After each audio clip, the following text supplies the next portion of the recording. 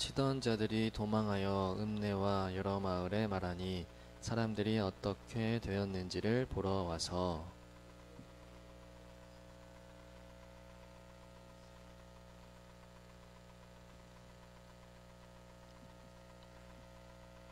이에 귀신 들렸던 자가 당한 것과 돼지의 일을 본 자들이 그들에게 알림해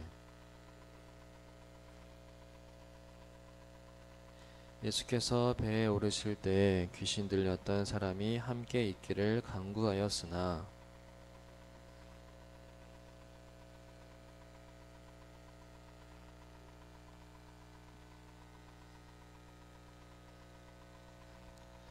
그가 가서 예수께서 자기에게 어떻게 큰 일 행하셨는지를 데가볼리에 전파하니 모든 사람이 놀랍게 여기더라.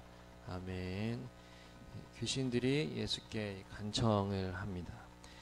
우리를 돼지들에게로 보내셔서 그것들 속으로 들어가게 해 주십시오. 이렇게 귀신들이 요청을 합니다. 귀신들도 예수님이 무서워서 돼지들에게 들어가게 해달라고 합니다. 이 돼지는 부정한 동물이었습니다. 유대인들이 먹지 않은 동물이었습니다. 그런데 돼지가 2,000마리나 있습니다. 이 지역이 그래서 이스라엘 땅인지 아닌지는 아마 이스라엘 동쪽 끝쪽인데요. 조금 이방 땅에 사람들이 많이 살고 있는 지역으로 볼 수 있습니다. 이스라엘 동편에서 거라사 사람들이 살고 있었습니다. 그 거라사 사람들이 이 돼지들을 기르고 있었습니다. 이방 사람들이니까 돼지를 많이 기를 수 있었을 것입니다. 그런데 이 돼지는 본래 이 바벨론 시대에도 이 부정한 동물이었고 이 중동 지역에서도 이 돼지도 이 부정한 동물 취급을 당했습니다. 이스라엘 사람들뿐만이 아니라 중동 지역에서도 그런 취급을 당했습니다.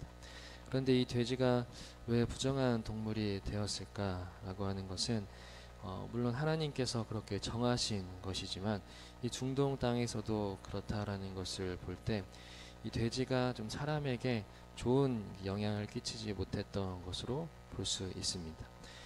이 돼지가 식량을 엄청 많이 먹습니다. 또 머리도 똑똑하고 먹는 양이 엄청 많습니다.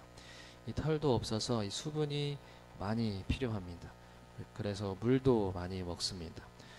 그러다 보니 가축으로 기를 때 비용이 굉장히 많이 듭니다.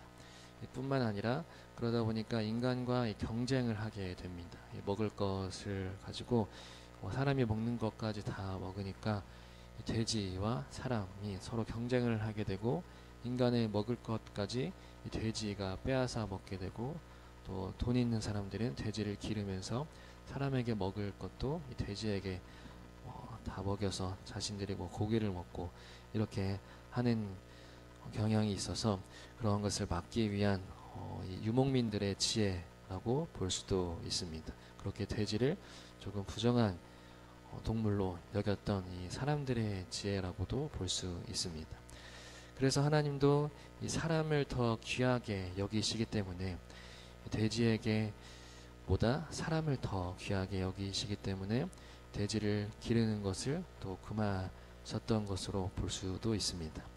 이렇게 돼지는 금지되고 부정한 동물로 여겨졌습니다. 그 부정한 돼지가 있는 곳, 그 부정한 거라사인들이 있는 곳에 예수께서 찾아가셨습니다. 예수께서는 복음을 전하기 위해 사람들이 가지 않는 곳으로 가셨습니다. 예수께서는 그곳에서 예수께서는 귀신들의 요청을 허락하십니다. 그러자 악한 귀신들이 나와서 돼지들 속으로 들어갔습니다. 그 숫자를 보니까 오늘 말씀에서는 거의 2,000마리나 되는 돼지였습니다. 이것이 진짜 2,000마리인지 또 그만큼 엄청 많은 양을 포함한 것인지 정확하게 2,000마리인지는 알 수 없겠지만 그만큼 이 돼지가 엄청나게 많이 있었다라는 것입니다. 그 귀신은 스스로 돼지떼에게 들어가서 이 비탈길을 내리달아 바다에 빠져 죽었습니다. 이 돼지를 치던 사람들은 그 광경을 보고 달아났습니다. 달아나서 시내와 온 마을에 알렸습니다. 그러자 사람들이 그 상황을 보러 왔습니다. 이 마을에서 무슨 일이 일어났는가 그 상황을 보러 왔습니다. 그들이 와서 보니까 그 귀신 들렸던 사람, 그동안 잘 알고 있던 그 귀신 들렸던 사람이 옷을 입고 있고 제정신으로 있는 것을 보고 깜짝 놀라고 두려움을 느꼈습니다. 귀신 들린 사람은 원래 보통 때에는 옷도 안 입고 있고 미쳐 있었던 사람이었는데, 그랬던 그 귀신 들렸던 자가 이제 옷도 입고 이 맨정신으로 들어와 있으니 사람들은 두려움을 느꼈던 것입니다. 이 귀신보다 더 센 존재가 있음을 느꼈습니다. 그런데 그들의 반응은 어떻게 하냐면 예수님께 떠나달라고 합니다.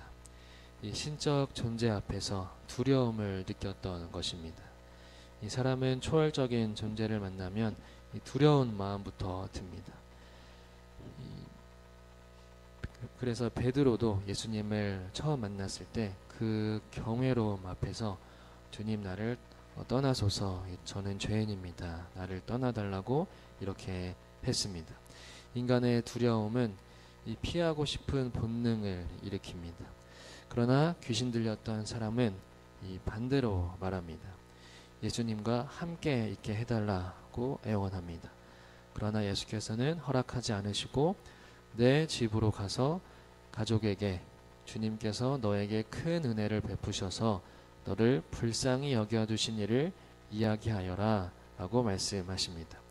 그런데 이 특이한 점은 본래 이전까지 예수님은 이 기적들을 다룰 때 이 기적을 다른 데 가서 이야기하지 말라라고 하셨습니다.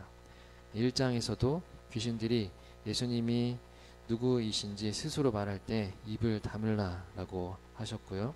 또 1장 25절에서도 입을 다물라 하셨고 34절에서도 귀신들이 말하는 것을 허락하지 않으셨습니다.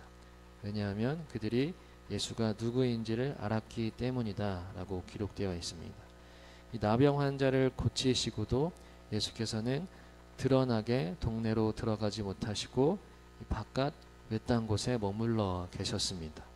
그렇게 해도 사람들이 이 사방에서 예수께로 모여들었습니다. 그런데 오늘 이방 사람에게는 예수께서 직접적으로 가서 전하라 라고 말씀을 하십니다. 이르시되 집으로 돌아가 주께서 내게 이렇게 큰 일을 행하사 너를 불쌍히 여기신 것을 내 가족에게 알리라 하시니, 이렇게 대놓고 알리라고 하십니다. 이것은 이방 땅이기 때문에 가능했습니다. 예수께서는 아직 자신의 때가 되지 않았기 때문에 계속 몸을 숨기시고 드러내지 않으셨습니다. 유대 땅에서는 그렇게 하셨습니다. 그러나 이방 땅에서는 자신을 따라오거나 잡을 사람이 없었기 때문에 조금 편하게 하셨던 것입니다. 그리고 이 두 번째 중요한 이유는 예수께서 이방 땅에도 복음을 전하기 위한 마음이었습니다. 이방 땅에 복음을 빠르게 흘려보내기 위한 예수님의 마음이 이방 땅에서는 드러났습니다. 이렇게 예수께서는 악한 귀신을 쫓아내시고 귀신 들린 자를 치유하시는 분이십니다. 오늘 우리 삶에 악을 이기시고 하나님의 자유로 회복하시는 하나님의 은혜가 있기를 바랍니다. 악한 권세를 쫓아내시고 우리를 거룩한 자녀로 구원하시는 그 복음이 우리에게와 우리 주변에 널리 전파되기를 주님의 이름으로 축복합니다. 아멘. 하나님, 악하고 죄인인 우리를 불쌍히 여기셔서 거룩한 주님의 자녀 삼아주신 은혜를 알게 하시고 그 은혜에 감사하며 또한 전파하는 우리가 되게 하옵소서. 예수님의 이름으로 기도합니다. 아멘. 하늘에 계신